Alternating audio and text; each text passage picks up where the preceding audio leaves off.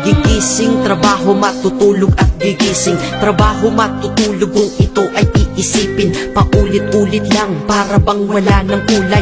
Palaging ganito, ano ang punto ng iyong buhay? Sa sweldo, babayad, sa sweldo, babayad. Kakasweldo lang pero ubos ang pera kagad. Ito ba talaga ang binigay na kapalaran? Hindi ka mabubuhay kung hindi mo babayaran. Mahirap pala to, sana maaga kong nalaman. Para kang malayang preso pag di ka anak mayaman. Dahil aking napuna kapag bumiyahe sa umaga. Mga tao sa paligid ko hindi rin maligaya. Tayo ay mga alipin sa moderno na lipunan. Magandang kinabukasan, kailangang pag-ipunan. Pero pagkatapos nun, ano ba ang kasunod? Ika'y magkakasakit, mamamatay ka ng pagod. Di ba napakalupit? Ganito ba talaga? Habang nabubuhay ka, pera ang mahalaga. Kaya magtrabaho ka, magbanat ka ng buto.